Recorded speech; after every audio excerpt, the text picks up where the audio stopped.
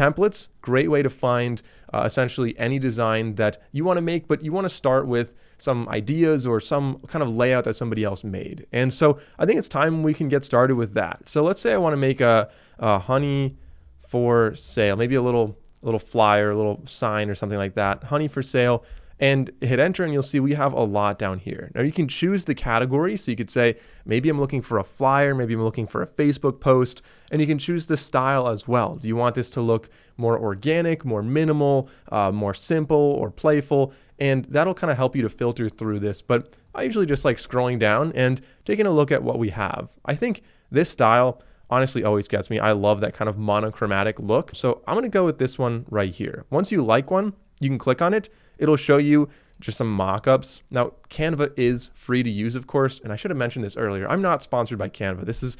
I have no kickbacks on this. I'm just showing you how to use Canva. One thing about Canva, though, even though there's a paid and a free version, no matter which one you have, they do always like to kind of push their Canva print service, which you absolutely don't need to use, but I mean, if you wanted to, like, it does exist. That's why they show this stuff and they want you to choose this. Don't worry about the price or anything like that. We can just customize this template. So let's say customize the template, and that brings us into our design editor. Now, I'm going to close out of this on the right side because, like I said, I'm not using this to print anything. I'm not printing with Canva, and you can easily download this by clicking share, clicking download, and you can print it anywhere you want with any printer you want. You're not limited to Canva's printer. So within design elements, this is a drag and drop editor, which is generally very intuitive. So you can click, when you hover over anything, you can just click and drag it and move it anywhere you want. And you'll see these little magenta lines show up that allow you to kind of snap to, like, that one is the center. I could align it to the left of like this text down here, and just different ways that you can align this based on those magenta lines. I'll put this where it was, which I think was probably right about there. And if you ever want to undo something, you can click on undo on the top. So I was close, but not quite where I wanted to be. If you want to edit what something says, you just double click on it and I can type anything I want in there. And if we want to change the design or the appearance of this text, for example, you can just click on it, and across the top we have the font size, the color. And when we click on color, something that I really like that Canva does is they have document colors. So it identifies the colors that are being used in this file. And so it can see like this exact yellow down here, kind of the yellow in the background. And so it allows you to kind of choose them based on the colors that already exist, so you don't have slightly different shades of brown, for example. We also have my brand colors down here, and like I said, that's really important. We'll get to that later. But if you wanted to, you can find gradients down here, colors, or you could add your own color by clicking add new color, and you could either paste the HTML color code. If you don't know what your color code is for, say, your logo, I recommend going to a new tab, go to HTML color code identifier, just look that up on Google, and you can select any one of these. Basically, you'll upload an image, you'll click anywhere on the photo and then copy that, and you have your color code. You can also click on this little dropper right here and go anywhere on the entire screen. So if I just really like Canva's purple, I could click on that, and you'll also notice it adds it as one of Canva's or one of the document colors. I don't hate that color, but let's go back to the brown that we had. So besides text, we also have images. So you can see the images down here, and we can change the background as well. If you click on this, you can just select a different background color, as you saw. And if you want to add anything else to your document or your design, on the left side, if we click on design, that's going to show you more starter templates. We don't need that. You have elements then, and this is probably where you spend the bulk of your time on Canva. There's a ton of things. You can search for them, and the search is getting pretty good, to be honest. You can generate images, and you can go down by categories, and there are so many different styles here. You can find things that are actually like full images and photos that are kind of stock photos you can use. You can find graphics. You can find like this little thing in the background, just like a honeycomb shape. There's so many options. So I recommend spending a good amount of time just kind of browsing through that. And something that is very interesting, moving into number 2 on this list, kind of next step up in becoming kind of a power user here, is frames. So when you're working with a design, if you want to put, let's say we're going to select these frames, there are a lot of different ones you could choose from. So maybe a phone, for example, I can just click and drag this over. We'll drop it right there, and you'll see, like, I don't really want that little cloud and like whatever in the background. That's actually just a placeholder. You don't need to worry about that at all. So if you click on this and then we go back over to elements, we can drag any, so let's go back to frames. We can drag over any photo we want. So I'll show you how to upload photos in a second, but let's say one of these photos that you really like, I'm going to search for one that is, Honeybee. I don't know, just say honeybee. See what we have. All right, so we've got like a honeybee on some flowers. We can choose the orientation. I want vertical because that's a vertical phone there. And maybe this is good. So all you do is click and drag this photo over and just hover over that little placeholder photo. And now you have this on top of a phone. So that's one of the many ways you can use frames. It's a very powerful tool. And it's really cool that Canva does offer that. Now, because I don't really need this in the design, I'm going to click delete, a little trash can button, and you can either delete the image or the frame, which is nice, but I'm just going to delete the frame. I don't actually need that frame here. So continuing down the left side, obviously I mentioned we have a lot of options here. Forms is really powerful as well, but let's go down to text. You obviously have a ton of kind of pre-designed text, which is really cool that you can work with these. But let's say I want to add just a basic heading. I can click on heading, drag it over, and drop it right there. Now, obviously I showed you how to change the font and everything, but you can also change the shape and the design of this. So this is kind of tip number 3. When you're working with your text, you could first of all go to advanced settings here, and you can choose your letter spacing to make it slightly wider. You can choose your line spacing, so between different lines, and you can anchor the text to the top, the middle, or the bottom. And there's more settings as well on the left side if you wanted to change any of those. But what I really like doing is actually going to effects, and from here you can choose if you want to have a different background and an outline kind of offset like that. That's kind of a cool look. You can have outline here, and you can choose, as you can see, the colors on all of these. So like this is kind of a gray.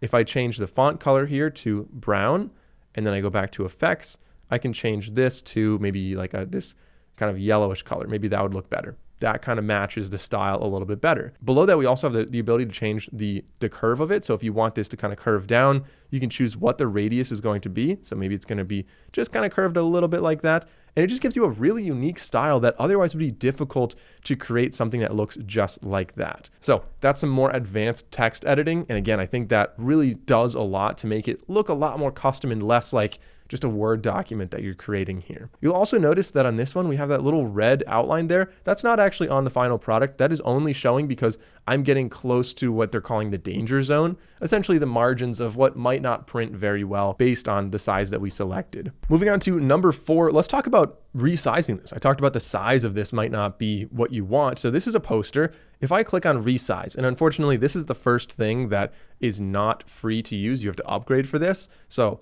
I'm going to show you the feature, and obviously don't upgrade if you don't need it. But if you go to resize, we can choose if we want to change this thing to maybe the size of an Instagram post. Maybe you want to just change the aspect ratio. You can do a lot in terms of changing this. So also you can translate it. I didn't even know that existed. That's new to me. I've never needed to do that. But let's go to see all and say maybe we want this to be a presentation, landscape format. Very, very different than this. I can copy and resize, or I could just resize this design. So let's say copy and resize, and it'll have a new design that might move things around a little bit. So open that one, and you can see it did a pretty good job of copying all the elements over and stretching it in what probably is the best way it could have done that. So you're able to resize. That's like an extreme example that you'll probably never really use to totally change the aspect ratio. But this could mostly be useful if you have like a small image and you're like, I really need this to be a higher resolution. You can change that to a much larger one with the same aspect ratio. And while we're on the topic of making new designs and new presentations, I guess what are we on? Number 5 now is actually adding new pages here. So everyone edits their main design here, and I think it's often overlooked that on the bottom you can add new pages. So I can add different designs on the bottom if you wanted to, or just add a new page. So if I add a new page, it'll basically copy the background and the aspect ratio of the first one, and it's a good way to kind of reiterate on your design. So if I make one design, I'm like, what does it look like if I have a different font or a different color or whatever? You can do that. And the best way to do it is not even by doing this, but rather by duplicating it. So this little duplicate button right here, if I click on that, it duplicates that. And now I can select this and say, what if it's like maybe instead I want a slightly different font. Maybe I want that font right there. So just a different look. I kind of like how that looks, to be honest. Like I said, I just love the monochrome designs here where it's like this kind of brown, yellow, and yellow. Anyway, I'm getting off topic, but yeah, so that's what you can do. You can add new pages down here,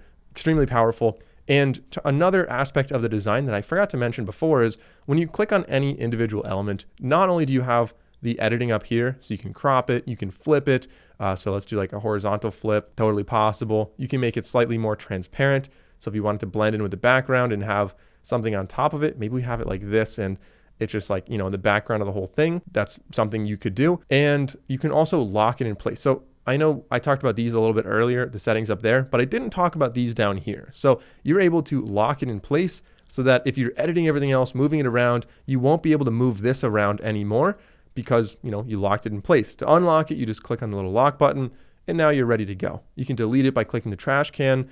And the Ask Canva thing is sort of like, it's an AI chatbot in here. Again, I don't use the AI all that much, but it can be kind of helpful. If you click on it, you can ask Canva for suggestions. You can change the style of it. So let's say change style, make the honey purple. It just takes a little while to do this, and it does treat it as a comment. So I guess that moves into number 6 on this list. I don't know if I'm counting that right, but I think we're at number 6 is managing comments. So you're able to share, collaborate, and comment on Canva projects. So this project right here, I'm working on it solo, but if I wanted to invite someone, the little plus on the top allows you to, send this to somebody else's email as long as they have a Canva account there. So you want to make sure you have the right email with their Canva account. You can share with them and you can choose permissions. So are they going to be, allowed to invite other people and stuff like that?